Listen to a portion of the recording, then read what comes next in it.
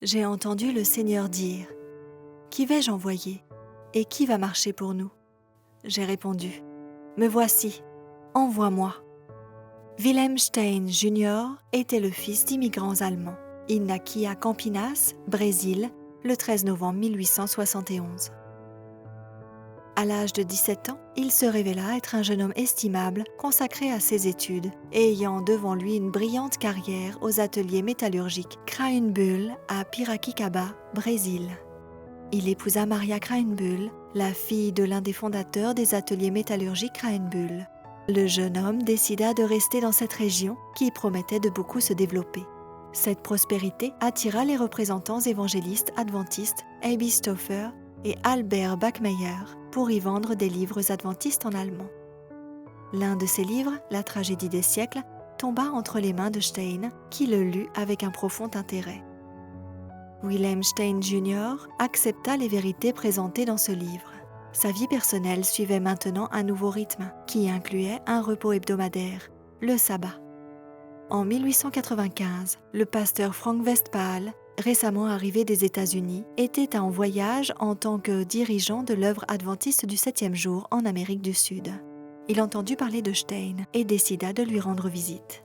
Au cours de cette visite, Westphal vit que Stein possédait déjà tous les fondements nécessaires de la foi adventiste et il le baptisa en mars 1895, ce qui fit de Stein le premier adventiste baptisé sur le sol brésilien. Son épouse suivait encore des études bibliques et ne fut baptisée que l'année suivante. Stein ne refusa pas de s'engager totalement envers la nouvelle foi. Lorsqu'on l'invita à contribuer à l'œuvre de l'Église, il vendit tout ce qu'il avait et partit avec son épouse pour servir l'Église partout où l'on aurait besoin de lui. Au début, le couple Stein s'installa à Curitiba pour servir comme professeur de la première école adventiste de cette ville. Puis ils déménagèrent pour Santa Catarina pour ouvrir une autre école. Stein fut aussi rédacteur en chef de la première revue adventiste en portugais, O Arauto da Verdade, le héros de la vérité. Les Stein laissèrent derrière eux une affaire florissante pour pouvoir contribuer à l'avancement de la cause de Dieu. Grâce à leur disponibilité à repartir à zéro, de nombreuses personnes purent commencer une nouvelle vie avec Dieu.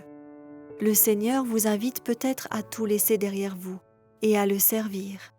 Comme Ellen G. White nous dit, tous ne sont pas appelés à travailler personnellement dans les champs missionnaires à l'étranger, mais tous peuvent faire quelque chose par leur prière et par leurs dons pour contribuer à l'œuvre missionnaire. Testimonies for the Church, volume 6, page 29.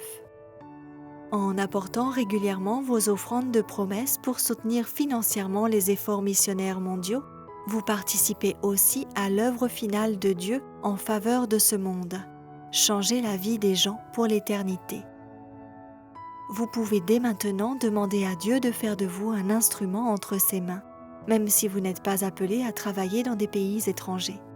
Puissions-nous mettre nos désirs à la dernière place, et Dieu à la première.